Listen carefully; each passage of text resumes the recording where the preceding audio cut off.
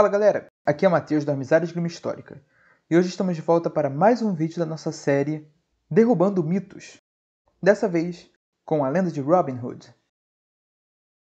A lenda de Robin Hood, que nós conhecemos hoje em dia, diz que Robin de Locksley volta das cruzadas e descobre que suas terras foram tomadas pelo rei João e seu subordinado, o xerife de Nottingham. Então, Robin foge para a floresta de Sherwood e forma um bando que luta contra o poder de João, representado pelo xerife, roubando dos ricos para dar aos pobres. Robin se apaixona por Lady Marian e se casa com ela, recebendo suas terras de volta quando o rei Ricardo retorna da Terra Santa. No entanto, as versões mais antigas são um pouco diferentes. A mais antiga delas data de 1377.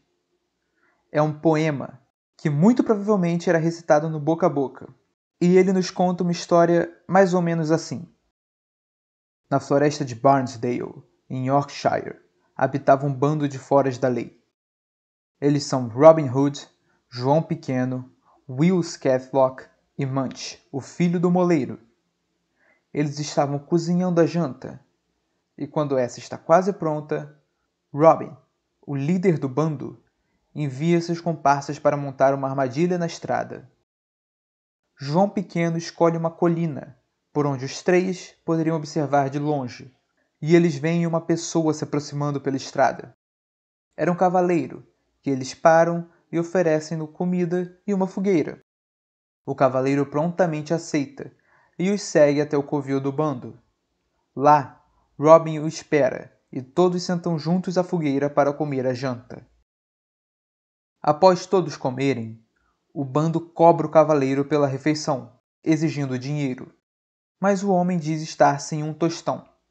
E lhes conta que teve que pagar uma fiança pesada, pois seu filho havia matado alguém.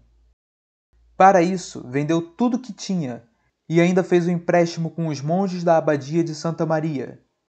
Caso ele não os pagasse até o pôr do sol do dia seguinte, eles lhe tomariam suas terras. Então, Robin se compadeceu com a honestidade do cavalheiro e lhe deu 400 libras, um cavalo, botas e etc. E mandou João Pequeno o acompanhar até York. Chegando lá, durante o pôr do sol, o cavaleiro se apresentou à abadia e pagou sua dívida, para a surpresa dos monges. Depois de João Pequeno voltar, Robin decidiu repetir a mesma emboscada de antes, mas dessa vez, João parou um monge da abadia, que também aceitou a gentileza do grupo, e sentou-se com eles à fogueira, comendo de sua comida. Após fartar-se, Robin e o bando lhe cobram pela comida. O monge, entretanto, responde que não tem um tostão, mas o bando vasculha seus pertences e encontra 800 libras, que tomam para si. A esposa de Robin se junta a ele, sob um disfarce de nome Marian, para obrigar os foliões, durante festivais, a doar dinheiro para boas causas. Ela se junta a Robin e seu bando na floresta de Barnesdale. E durante seus golpes, os bandidos sempre se refugiavam no castelo do nobre que ajudaram anteriormente, Sir Richard Dudley, de Wensleydale. Como o bando de Robin era cheio de ótimos arqueiros, o xerife de Nottingham resolve realizar um torneio de arco e flecha, e o bando marca presença no torneio, todos encapuzados. O xerife, entretanto, sabe que aquele que conseguir quebrar a vareta com uma flecha será um dos fora da lei do bando de Robin, e é exatamente o que acontece. Então, o xerife os persegue floresta dentro. Lá, Robin lhe acerta uma flechada, que o derruba no chão. Então, o arqueiro vai até ele de espada na mão e lhe arranca a cabeça. Ao ouvir essas histórias, o rei Eduardo resolve, então, acabar com o bando. Ele e seus homens se disfarçam de monges e vão caminhando pela estrada, na intenção de serem capturados. E assim o são. No entanto, ao chegar ao local onde o crime seria realizado, o rei se revela e Robin se ajoelha. Eduardo, ao ver que Robin era um servo leal, perdoa o bando por seus crimes e convida Robin a entrar em seus serviços, proposta cuja Robin prontamente aceita. Robin fica a serviço do rei por 15 meses, mas fica deprimido e decide retornar à floresta de Barnsdale. E lá vive por 22 anos. Seus companheiros, então, o convencem a ir ver sua prima, a abadesa do convento de Kirklees, para ser abençoado com saúde, como era comum na época. Robin vai até o convento e é traído por sua prima, que lhe esfaqueia e o deixa sangrando no chão até sua morte. Em versões posteriores, nesse momento Robin atira sua última flecha, pedindo para ser enterrado onde ela cair. Nessa versão, Robin e seu bando são pessoas de baixo nascimento, mas homens livres. E o conto se passa na floresta de Barnsdale, não Sherwood. Portanto, Robin era de York, e não de Locksley. Robin também era um bandido de verdade. Em uma das versões antigas do conto, ele corta a cabeça de um homem e depois usa uma lâmina para mutilar seu rosto. Com um conto como esse, nós percebemos a forma com a qual a sociedade viu os monges, como os monges da abadia de Santa Maria, como corruptos, gananciosos e hipócritas. Enquanto Robin, mesmo ladrão, podia ser visto como um bom cristão.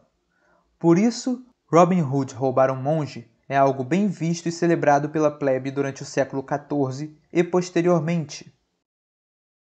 Um último detalhe é que, como o reinado de Ricardo ocorreu no final do século XII e o arco longo só se popularizou na Inglaterra no século XIV, é muito improvável que a história tenha alguma relação com Ricardo Coração de Leão.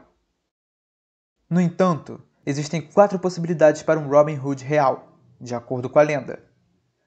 A primeira diz que Robin Hood foi uma pessoa real que viveu entre 1300 e 1350. Há registros de um homem chamado Robert Hood em York durante esse período. Ele morava em Big Hill, em Wakefield, e trabalhava como guarda florestal, e tinha uma esposa chamada Matilda. Robin era um apelido de Robert, da mesma forma que Jack era um apelido de John. O rei dos contos de Robin Hood poderia ser Eduardo I, II ou III, visto que a primeira versão do conto antecede o reinado de Eduardo IV.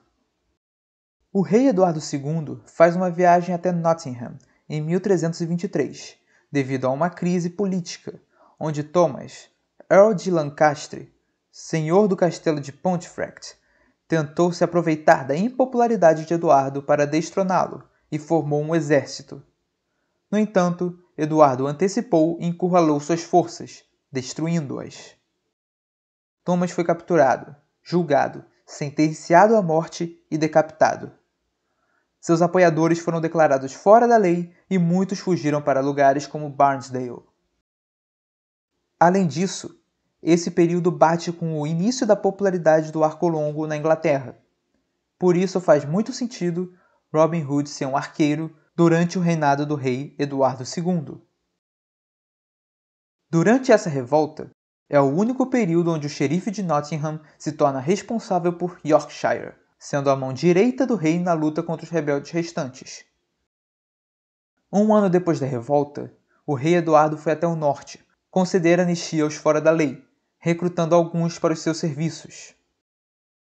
Há um registro dessa época sobre um guarda do rei chamado Robin Hood, que se mantém nos registros por 1 ano até receber uma indenização por não poder mais trabalhar. Isso bate com a história de depressão dos contos de Robin Hood, apesar de que depressão na época provavelmente não era razão o suficiente para receber uma indenização por não estar apto a trabalhar. Havia também registros sobre crimes de um homem no norte, chamado João Pequeno. Ele morava em Holderness, Beverley, Humberside. Nos contos da época, Will Scarlet era chamado de Will Scathelock. Existia um monge na abadia de Santa Maria com esse nome, mas ele fora expulso anteriormente. Tudo isso bate com os contos de Robin Hood. Mas o fato mais chocante é que Elizabeth Dinstanson era o nome da prima de Matilda, esposa de Robin. Ela era abadesa em Kirklees em 1346, suposto ano em que Robin morre, de acordo com os fatos do conto. Como vocês devem se lembrar, Robin vai ver a abadesa, que é sua prima, de acordo com o conto. Uma segunda hipótese leva em conta Fulk Fitzwarren. Fulk Fitzwarren era um nobre inglês, mas um lorde rival, mais favorecido pelo rei João, conspira contra ele e faz com que João lhe acuse de traição, tornando-o um fora da lei e confiscando suas terras, doando-as ao lorde rival. Então, por 3 anos, Fitzwarren faz uma campanha de guerrilha na borda com Gales. A mão direita de Fitzwarren, curiosamente, também se chamava João. E Fitzwarren também roubava as pessoas, convidando-as para jantar e exigindo pagamento depois. Ele também se abrigava no castelo de um nobre local. Ele matou seu arqui-inimigo na floresta, e ainda por cima o rei vai à floresta disfarçado e acaba perdoando Fitzwarren. Pode ser ele a pessoa que inspirou as histórias originais de Robin Hood. A terceira hipótese diz que, em Locksley, há um outro candidato a Robin Hood. Mas não é a Locksley que associamos a Robin. Essa é uma cidade ao norte. A Locksley de que estamos falando é uma cidade de mesmo nome, mas ao sul. O nome desse candidato a Robin Hood é Robert Fitz-Odo, descendente do bispo de Bayeux. Como era filho ilegítimo, ele é comumente referido como Robert Odo. Ele foi expulso de sua mansão em Locksley e se tornou um fora da lei que causava problemas e cometia roubos nas florestas. Isso aconteceu na época de Ricardo, que lhe concedeu de volta suas terras ao retornar das cruzadas. Muito importante, há um desenho do túmulo de Robin, datado de 1665. Esse túmulo, supostamente, era em Kirklees, mas há um túmulo idêntico na igreja de Locksley. A última hipótese, entretanto, conta com o fato de que, na época, Robin Hood era um sobrenome comum dado a ladrões e fora da lei. O conto pode ter sido criado sem inspirações, usando o nome Robin Hood somente para personificar o espírito da criminalidade. Ou o nome pode ter usado qualquer personagem histórico, como foram os casos anteriores, mudando seu nome para Robin Hood, por qualquer motivo que fosse, seja político ou cultural. Então é isso, nós vamos ficando por aqui. No último episódio de Vlad, por ser Halloween, eu fiz ele de forma especial. No entanto, tudo o que está descrito lá foi como aconteceu. Claro, o que era dito no boca a boca da época, muito provavelmente era ficção. Afinal, um corpo não sai aí andando sem uma cabeça para procurar a sua cabeça. Então, quando eu aviso que dizia-se alguma coisa, ou que era dito alguma coisa, quer dizer que aquela parte era uma das lendas que estava na boca do povo na época. Se você gostou desse vídeo, dá um joinha aí e comenta aqui embaixo quem você quer ver nos próximos episódios de Derrubando Mitos. Se inscreva no canal e ative o sininho para mais vídeos como esse. Até a próxima. Tchau!